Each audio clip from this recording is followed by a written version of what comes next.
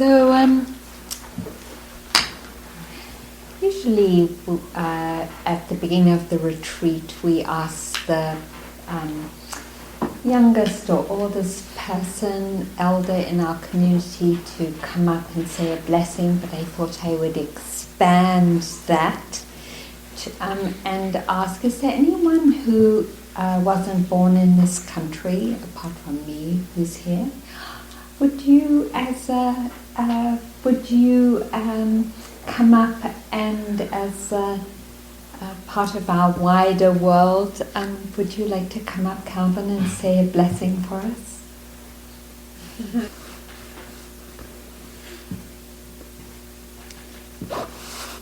This blessing is to help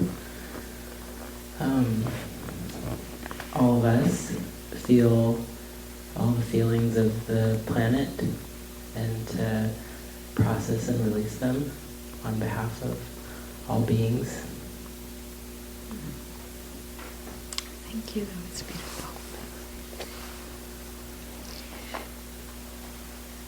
So this is a somewhat ad-lib talk because I wrote the Dharma talk and was reading it over in the plane, and I guess I left it in the pocket of the front seat. So this is, I'd like to begin with a poem by Steve Kowit, if that's how you pronounce it. It's called The First Noble Truth. They adored Siddhartha, but when I pick up the chalk and scratch on the board dukkha, the first noble truth, suffering permeates life. No one looks pleased. After a moment of general grumbling, Maria Eleanor mumbles aloud, "I'm not sure that's true." Then Dagan pipes up, "Bullshit deluxe," and that breaks the ice and everyone laughs. But a laugh with an uneasy edge buzzing the way wires back in the wall sizzle before they're ready to blow. Then Carlos Padilla leaps to his feet and says, "Suffering? No way. That's just the tiniest dot. Life is joy to the max. Just walking around in bare feet or drinking an icy Fanta or sprawling out on the grass doing lunch with a couple of homies or sweating it out in the basketball court on a hot afternoon. Feisty, full of exuberant health and good looks and charm, Carlos defending our common lot with such good-natured, passionate faith, even I can't help but grin, cheering him on. When he's done with that funny harangue, half a dozen start clapping, but others remain unconvinced. It's there on their faces.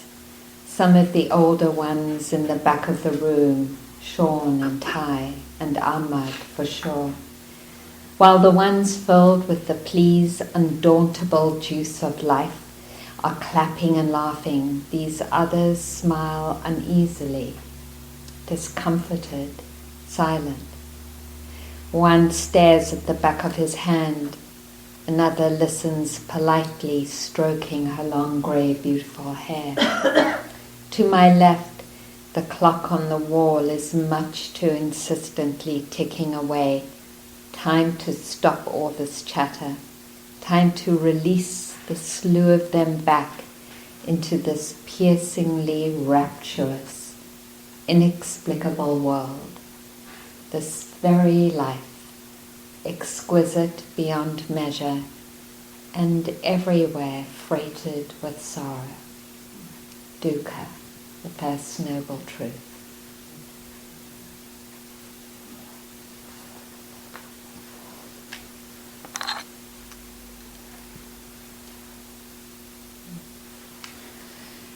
It's such an acknowledgement, isn't it, of the reality of our lives, the way sometimes it's just exquisitely rapturous, and then at other times, and not that far in time, just an instant later, freighted with sorrow.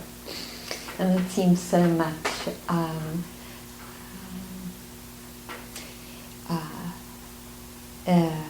invitation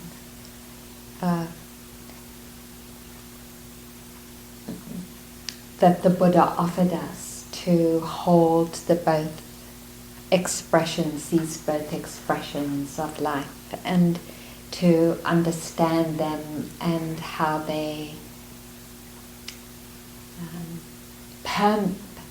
the consequences of them and how they permeate our lives.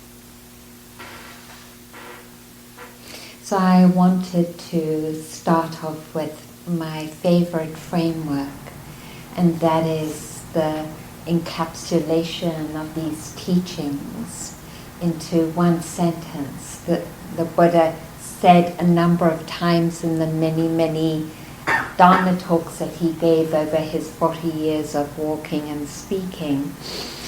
He said that the whole of the practice is cultivating the wholesome and abandoning the unwholesome. And the more I practice myself, the more that sentence describes for me the whole of my life and the whole of practice. I was speaking in an interview with a student a number of days ago, and she is working with metastasized brain cancer. And I've been going to her home and meeting with her. She just got the news that oncologist said that if she wants to live, she has to keep doing chemo until it doesn't work, and then she'll die. That there's no remission anymore that's possible. She's in her 20s. And she said to me, I just don't know what the point of life is anymore. Because I go through chemo and then I feel terrible for a week. And then I have a few days and then I have to go through chemo again. And I shared with her this teaching of the Buddha. I said, for me, I'm alive. The reason I'm alive is to cultivate the wholesome and to abandon the unwholesome. And this truth feels like it permeates into every experience and guides me through every experience. To cultivate what's beautiful, and to have faith that I can let go and renounce what isn't. And so to name those energies for us. I know we know them, but we name them over and over again like a mantra. That song we used to sing in circles, those of us who are a little older, or maybe those of you who are younger singing this song too. What's it? Kali Inanna in the country. Those circle songs? Kali. How does it go? Happy. Yes. Something. Dhyana. Right. Say it again. Kali Inanna. Sate Dhyana. Nita Ali Inanna. So calling in the energies of the goddesses, right? Just sort of that calling and using it as a mantra over and over again, calling it into being. And so what I call into being over and over again is the classification of the 52 mental factors. because it just is such a simple guideline for me in my life and such a beautiful reminder over and over again. So if you're willing, I'd like to go through them again with you. Some of you have heard them, and so it's a mantra in the way that you're going to hear them again and again of calling it in. And traditionally we start with the unwholesome energies. And just to name that the unwholesome energies are unwholesome because by definition they bring suffering and contraction and confusion and dis-ease. That the nature of unwholesome energies is that this is their consequence. And so in talking about the First Noble Truth and talking about dukkha, this stress or homelessness, the mental factors, the unwholesome mental factors, have as their consequence feeling far from home, or feeling inadequate, or feeling confused, or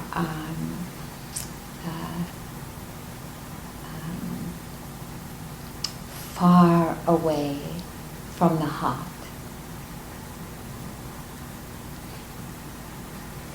And the root of all unwholesome energies is ignorance. It's the mental factor, and it lives in all of us, that it expresses itself as confusion or fogginess. It's the incapacity to see reality or our experience or what's happening exactly as it is. It is a mind, when it's infused with ignorance, perceives and understands wrongly in a distorted way. So the consequence of ignorance is that it often gets confused, because that's one of its predominant experiences, and moves to things that we think will make us happy when actually they don't. And it avoids the very things that will make us happy, because ignorance can't perceive that and discern it. So this energy of ignorance is so pervasive that when the Buddha came to enlightenment, and it said that his mind could see into all universes and all life. And actually, just to say this, because I know I keep mentioning that there are all these galaxies, I had no idea.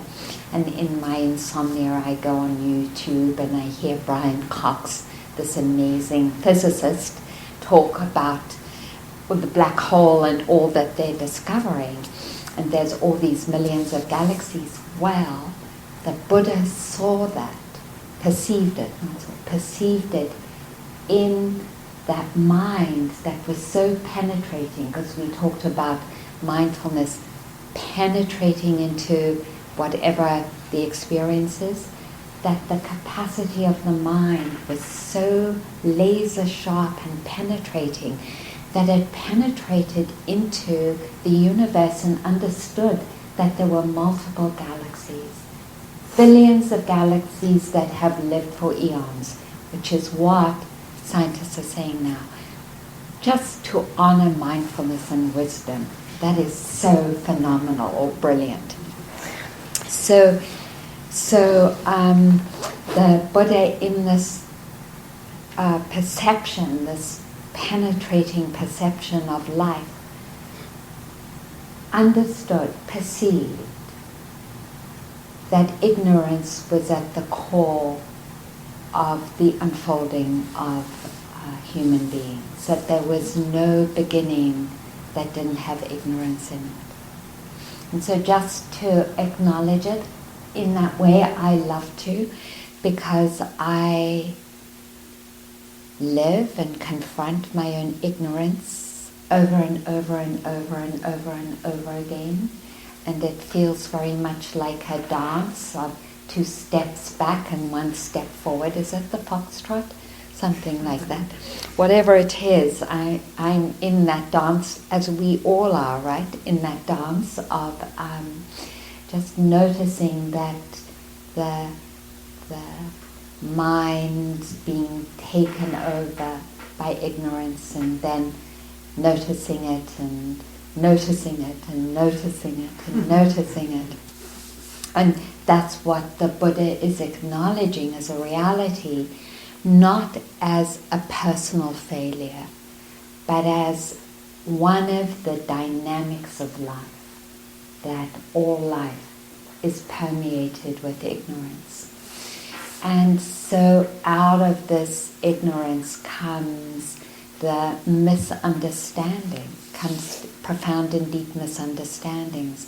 And so I'm saying this because we were talking in our group sharing, right, about political activism and work.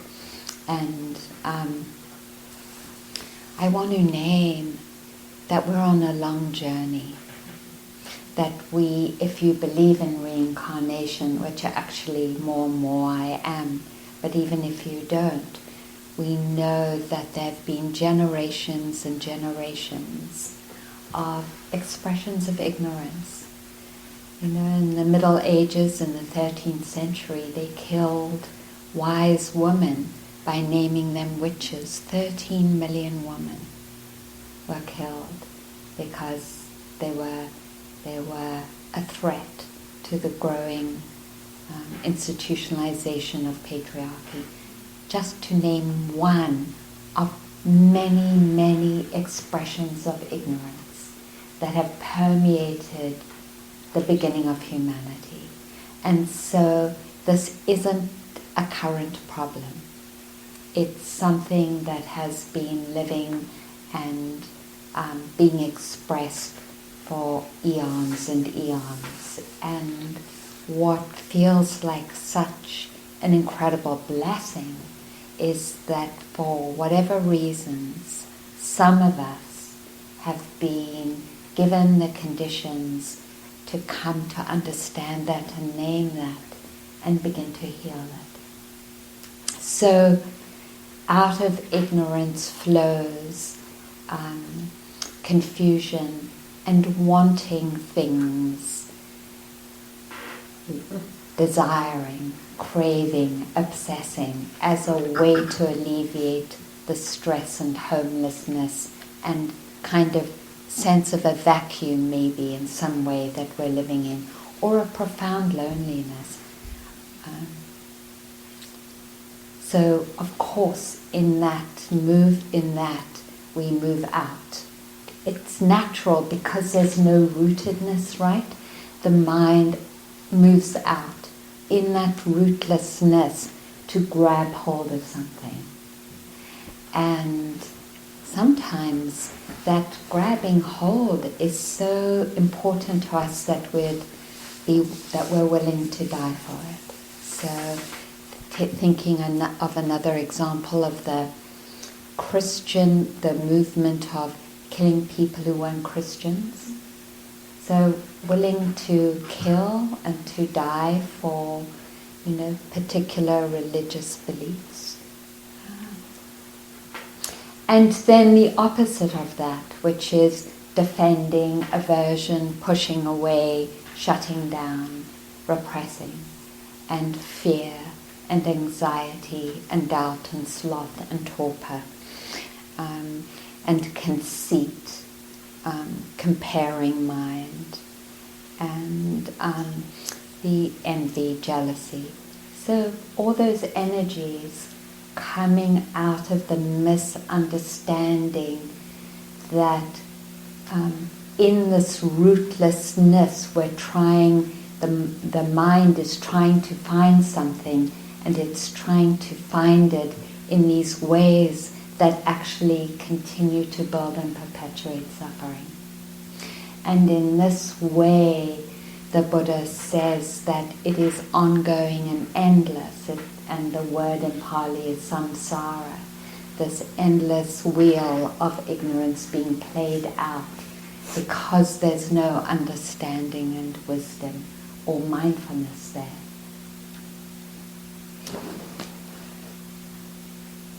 And so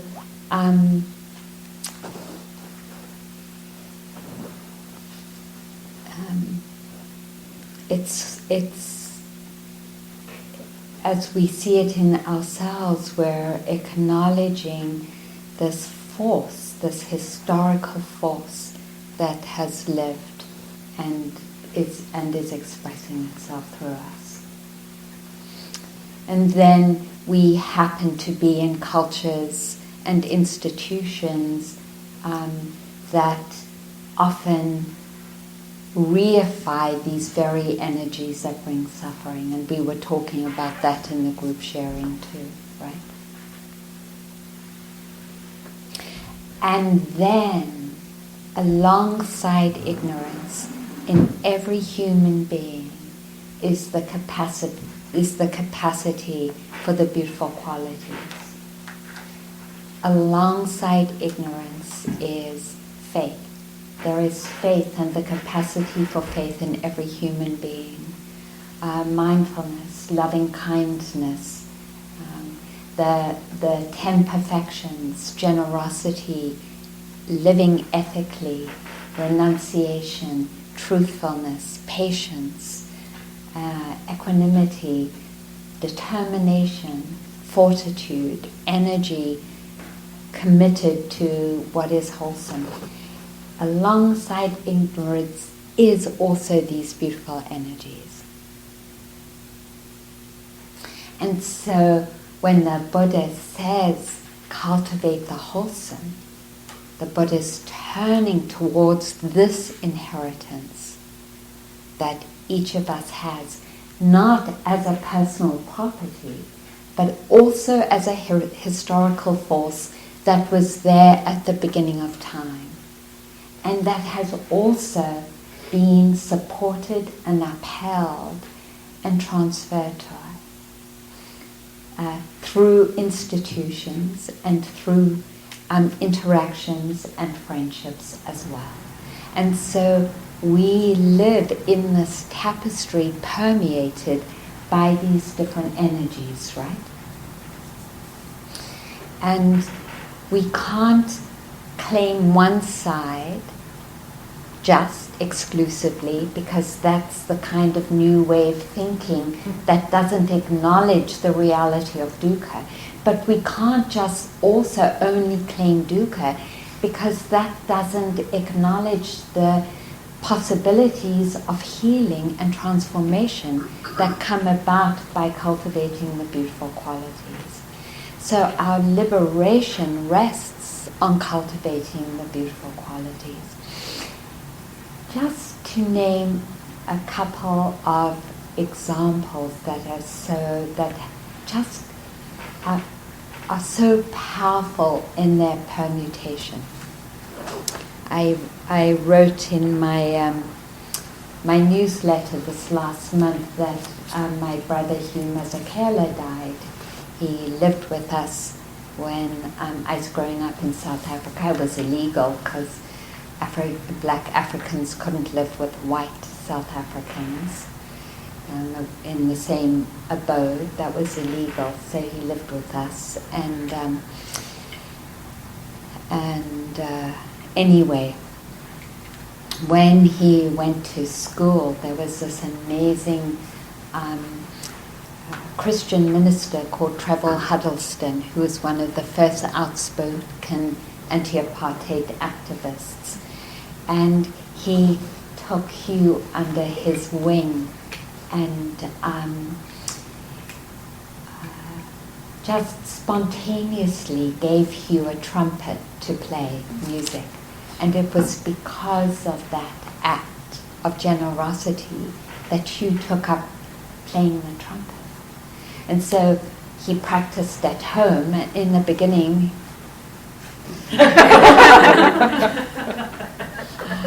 but he persevered, practicing one of the beautiful qualities. And some of you know that he became a world-renowned musician and spent a lot of the time playing music, building coalitions with musicians all around the world, traveling around the world playing music with all kinds of other musicians and building coalitions, especially for African musicians, and then started a school for young kids who otherwise wouldn't have had any opportunity to play music.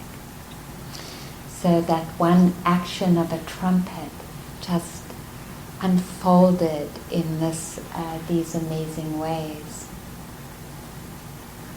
And then another one that just came to my mind, I just remembered it. There's a teacher who was practicing in Burma, and he was practicing outside, and on the road just outside the monastery there were these women who were carrying bricks made of the combination of mud and a cow shit and straw on their heads, and would notice this teacher practicing. And this one Burmese woman felt so moved that this teacher was practicing that she bought him a Coca-Cola. And not just a Burmese Coca-Cola, but a real American Coca-Cola, which must have taken a week's worth of wages. And there's a lot in Burma, for those of you who haven't gone in Burma and Thailand, but particularly Burma and Sri Lanka, the general population has profound respect, especially for Westerners practicing. That they feel very touched that Westerners would come and practice. So she bought him a Coca-Cola, and he was so moved receiving this Coca-Cola that he began a school for young kids who weren't going to school in this particular town. And because there was so much appreciation for that, then went on to, he would go back to America, raise money, right, to build a school, then go back to America, teach, raise the money, and then built a small health center because there wasn't one in that town. So that generosity of the Coca-Cola and what it brings, that's the power of the wholesome qualities, that they always bring good results and beneficial results. And the Buddha said actually that an action of generosity brings uncountable blessings. And he said, I just remember this one because I would thought, he gave a whole series in one Dharma talk on Dharma, generosity. There was like, if you give an animal, if you feed an animal, then you will receive 100,000 blessings. And not being someone who's lived with pets or who hasn't been educated in pet loving, I was like, really? 100,000 blessings for feeding an animal? And then he goes on, and of course if you give to people practicing, it's even more, and then if you give to support the Dharma, it's even more blessings, and they were, even more. So, but just the power of one moment of generosity. So the beautiful qualities are just very deeply powerful in their expression. And the reason or the grounds for abandoning the unwholesome energies is because in renouncing or letting go of what's unwholesome, we know that we are bringing about the wholesome conditions for liberation. Now I'm saying this because sometimes we get confused in what is wholesome and what is unwholesome when it becomes more subtle. So, for example, I noticed myself just a little rushing to come tonight because I thought I was running a little late. And so I noticed I was a little tense. And I noticed it, and I relaxed. And then and in another few steps it came over again like, oh, I can't be late. Well, that sounds like that could be a very wholesome thought. No, I can't be late. I want to be responsible to the community and on time. But really, so this is what's so lovely about the discernment, but really, that thought wasn't wholesome. Why wasn't it wholesome? How can we tell when a thought is wholesome or unwholesome, especially when it seems wholesome? To produce anxiety? Yes, because along with that thought is this tension and anxiety, like this sense of must rather than any beautiful quality. If a thought has associated with it any of the unwholesome qualities, then you know you have to drop it, even when it seems like a wholesome thought.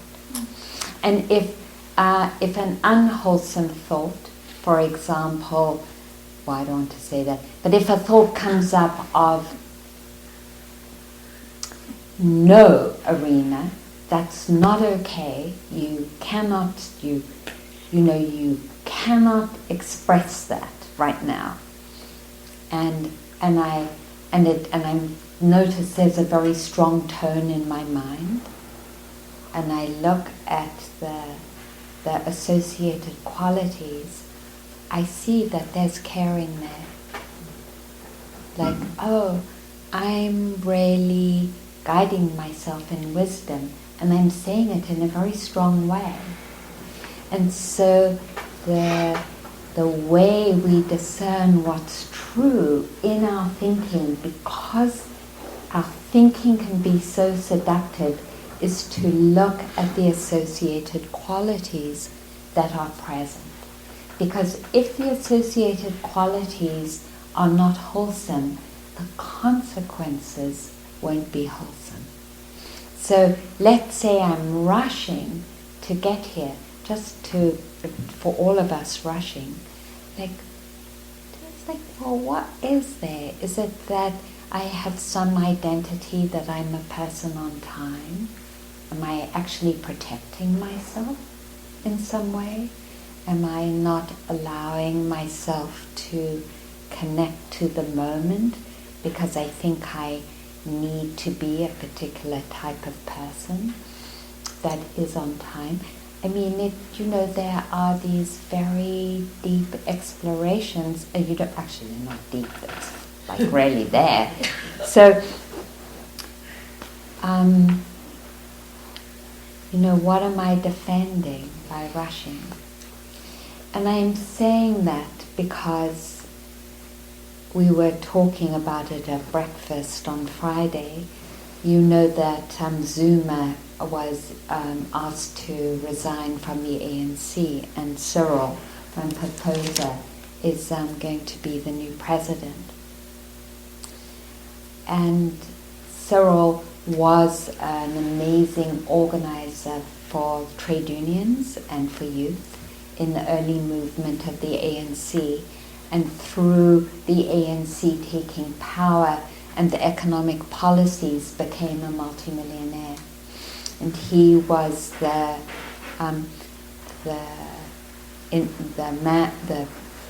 forget what he was he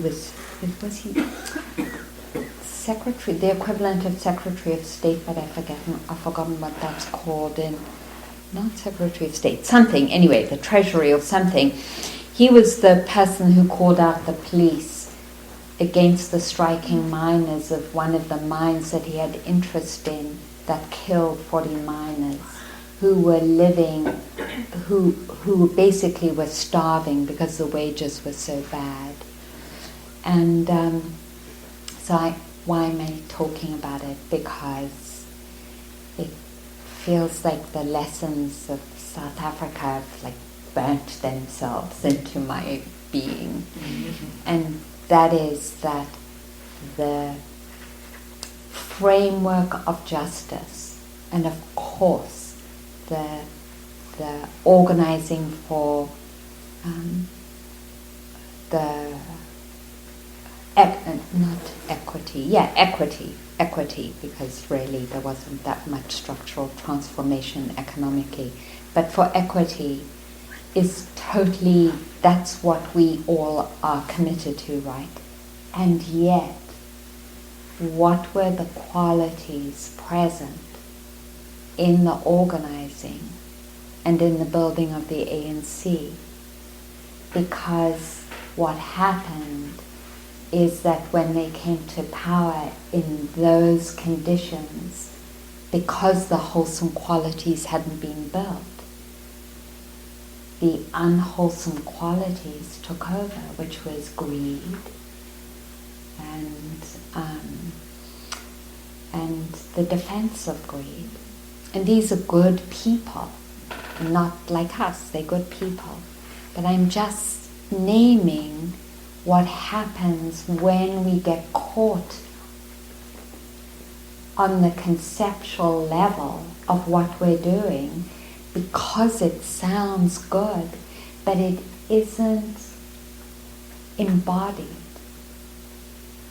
And when it's not embodied, no change doesn't really happen. And I'm talking about South Africa, but that's been true of the Russian Revolution and the Algerian Revolution and many of the other revolutions as well, if you've studied the history of revolutions. The Mozambique and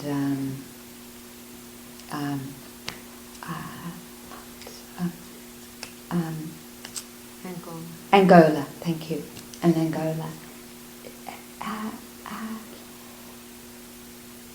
That's why we can't leave this framework of wholesomeness and unwholesomeness out. Because if we do, we get seduced into doing and saying things which we know already we have in our own organizing that isn't an expression of the beautiful qualities.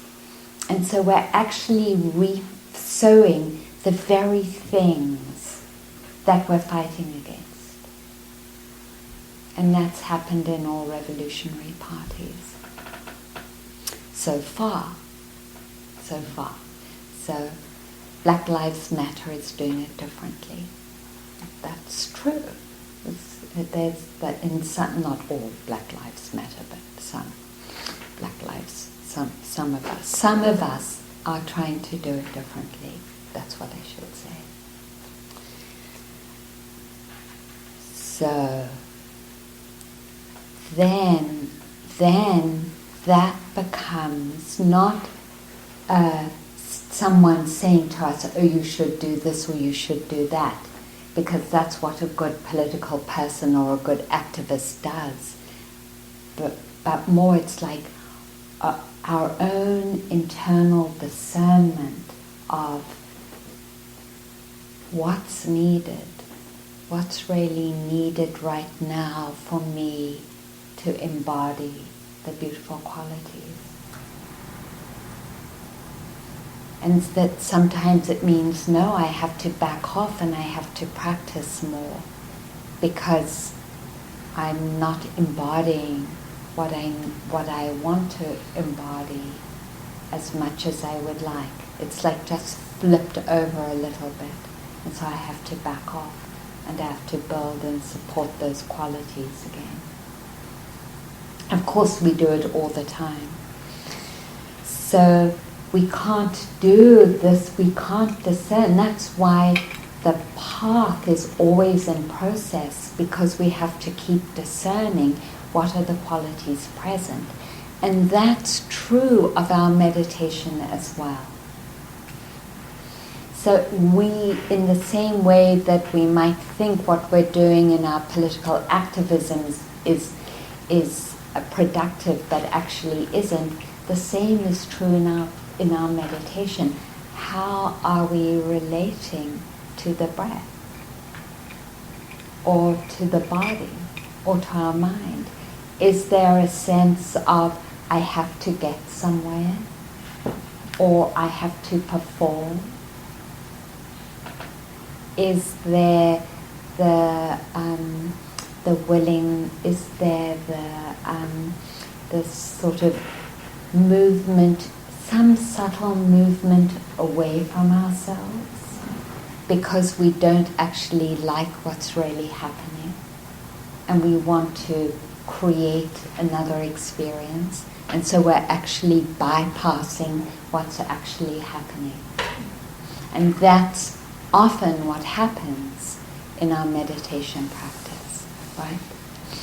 And so that's ignorance, and of course it's there. Why would it be that suddenly when we sit down and we start meditating, that ignorance wouldn't be operating in our meditation practice?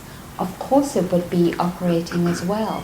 The sense of having a goal and trying to get to it, and that in some way means that we're shutting down, or believing our impatience, or going to loving kindness, because of course how can it be wrong to go to loving kindness except we're doing it in aversion because we don't like our current experience. Not that it's wrong, not to call in loving kindness, but just to be careful that in moving in aversion, we're not missing the aversion, because then that permeates and has a negative repercussion in our practice. Yeah?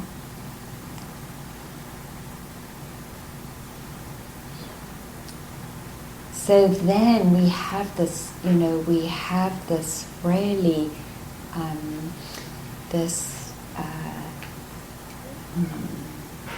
beautiful guideline over and over again, which is what is in my mind. And if I see the negative qualities, can I call in the beautiful qualities to hold them? Can I call in love? Can I call in compassion? Can I call in patience and forbearance? Can I call in equanimity or non-reactivity to experience what is being difficult without shutting down? And then when I can't anymore, then it's an acknowledgement out of mindfulness. Okay, now I go to loving kindness, or to sound or to breath. So even when we're taking the breath as a primary way to come to some stability and also insight, at the same time, alongside this all the time is the invitation of not only am I experiencing the breath or walking or sitting or right now hearing the Dharma talk, but how am I relating to it? What are the qualities in my mind right now? And just knowing it is the deepest part of the purification process. It's as soon as we know an unwholesome quality, some part of it is already healed. Just the knowing. For the ones that we've identified with over a long period of time, we have to keep knowing it and knowing it. And part of helping the knowing of it is letting go of any of the storylines that hold those in place. So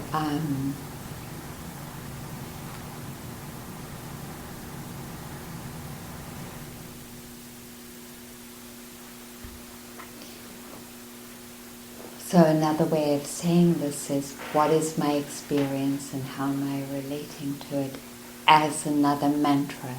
It could be cultivating the wholesome and abandoning the unwholesome, or it could be, what's the experience and how am I relating to it? And then in that frame, it's calling in what serves us.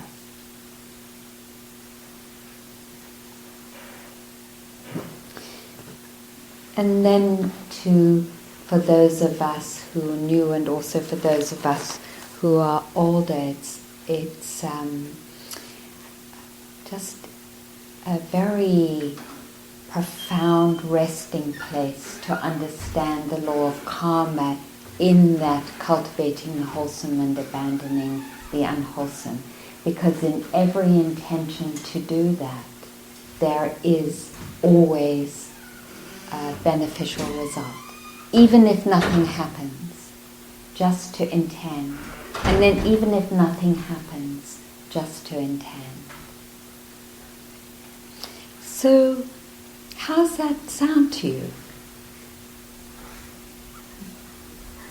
Yes? Questions? It's a little confusing. Okay. What you were saying about loving kindness not being effective if you came to it through aversion. Right. Could you give an example or two? So let's say I'm sitting here and my back's really hurting, and I'm like a little irritated, and I just like, oh, okay, now I'm going to go to loving kindness. I'm just really I'm ignoring what's present at the moment, which is the irritation, and I haven't acknowledged it. In not acknowledging it, in bypassing it, I'm actually creating more tension in my body, because I'm moving out of aversion. If I notice the aversion, great, because then I relate to the aversion. And in relating to the aversion, I'm cultivating the beautiful quality, because I'm bringing mindfulness or loving kindness to it. So this practice isn't about bypassing. Yeah, but I just said. Yeah. Any other question? Are you just tired? Yeah, Candy. I have a question and a comment, and just that I really appreciate the, dropping in that, kind of like dropping in a little question, so how am I, what is my attitude, kind of, right? Like, and just, in my experience, just by doing that, it does just completely change the whole, it just opens up, often opens up. So it becomes a whole new exploration at that point. That so I appreciate hearing that again. It makes me think of something that I have heard from the Insight Dialogue community, where they do the relational practice, that the concept of how everything is relational, and it is through the exploration of those relationships that awakening happens, because we will awaken together. We won't really awaken individually. We'll awaken, it's a whole picture than just me. Right. So I find that really intriguing and fascinating. Great. Encouraging. Because it's awareness and mindfulness, that is the factor that constitutes relationship. And then the other factors support it and hold it, yeah. I was very touched by the... Should I get the microphone? Oh, yes, thank you so much. Sorry, Diane.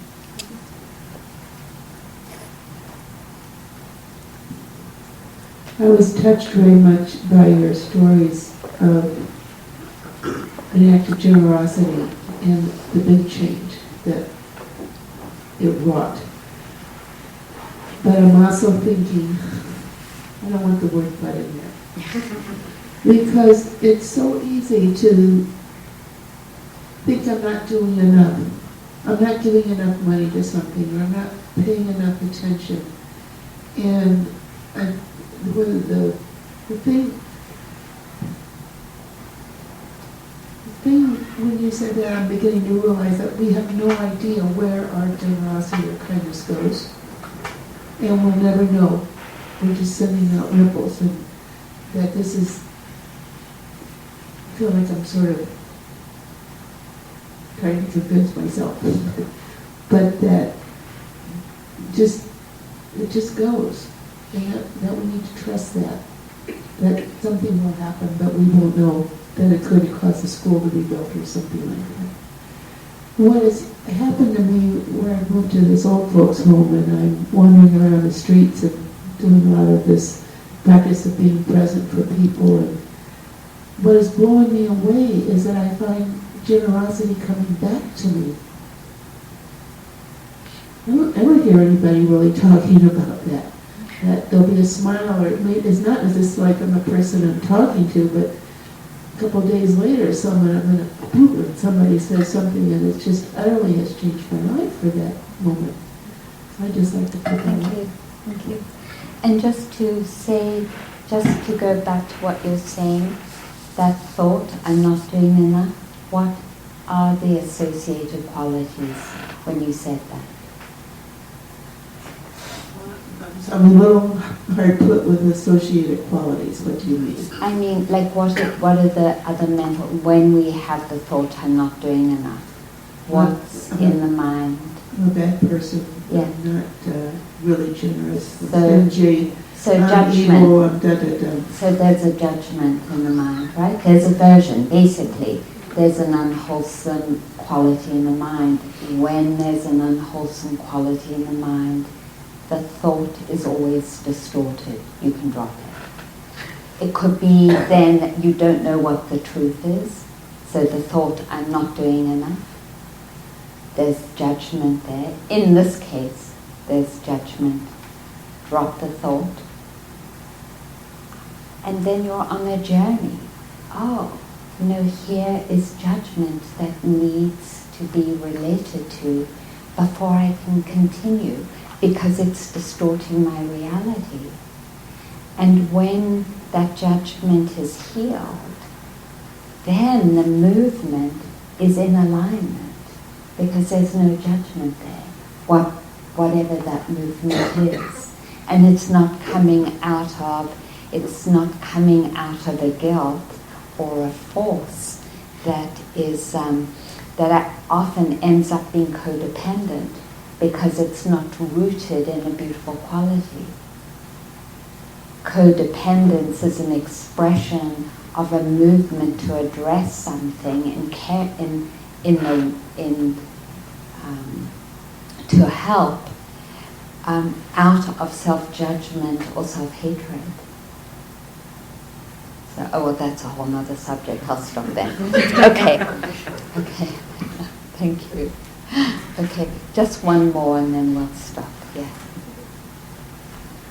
Yes. Okay. Thank you so much for this talk. I just want to see if I'm getting it and ask a question. So, what I appreciate about what you said about loving kindness is that that was so much of my experience today. So, I'm like sitting, trying to follow sound, and then oftentimes, and then I can't focus, so I switch to the next thing, which is like choiceless awareness. And I'm sitting there with choiceless awareness, and I'm like, okay, I'm aware that my back hurts. I'm aware of that for like 20 minutes. And then I'm like, okay, now I'm going to switch to doing metta, because I can't stay focused on what I was doing. Great. So you sort of just really named it for yourself. And this happens, I watch myself doing it all the time. We forget to turn to, I haven't been present for not being able to focus. That feeling of distraction, of like not being able to settle, that got missed. And so it keeps repeating itself. But if we can catch it and say, that's the experience of not being able to settle. Oh, hi. Oh, yeah, it's okay. Honey, here. I know this is something that I've experienced before.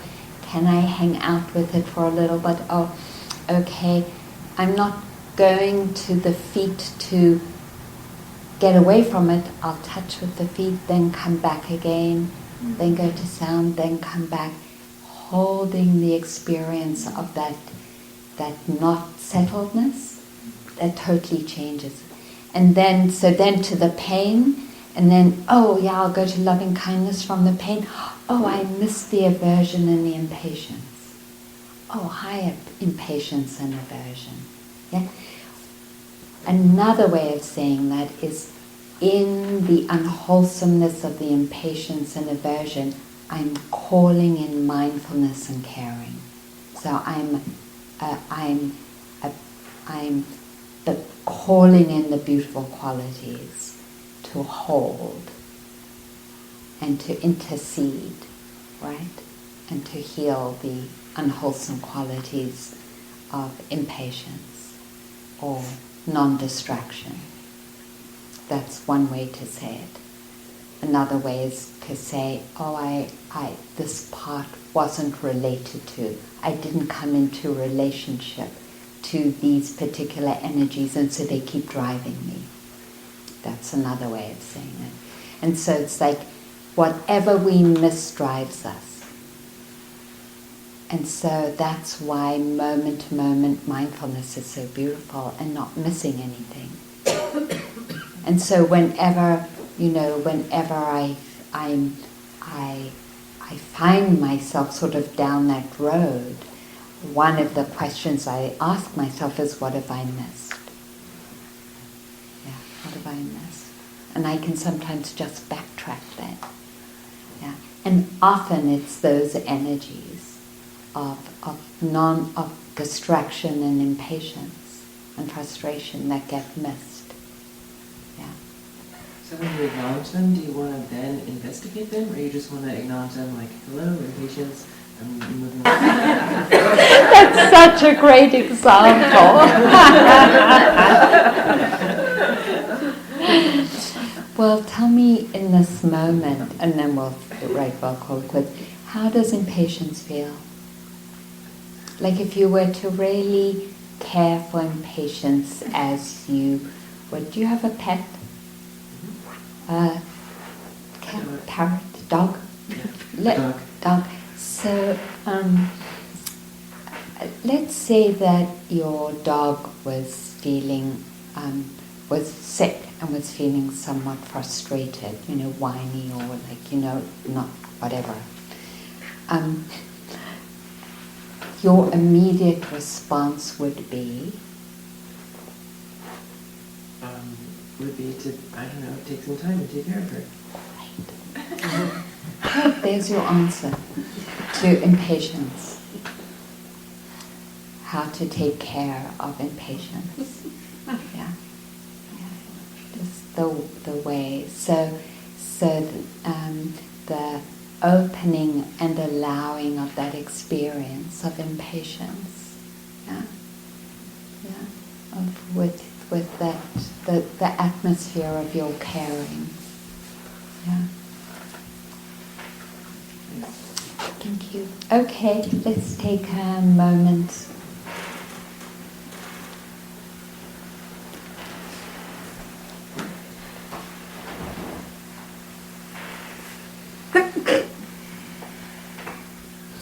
Maybe we can acknowledge the many places where Dharma talks are happening now. There's a long retreat at Spirit Rock, and Jean Casota, one of our community members, is on a month-long retreat at Spirit Rock, listening to a Dharma talk as well. And there are the long retreat at IMS. Some of our cohorts that are at that retreat center listening to Dharma talks, and then all around the world, these communities of us listening and inquiring into what is true and liberating. And taking a moment to appreciate the blessings that all of us have in having the Dharma available and shared.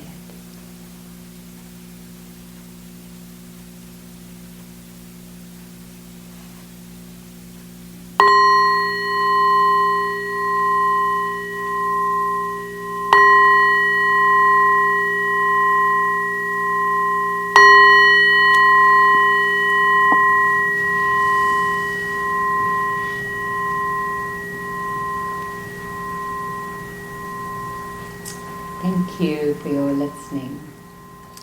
So we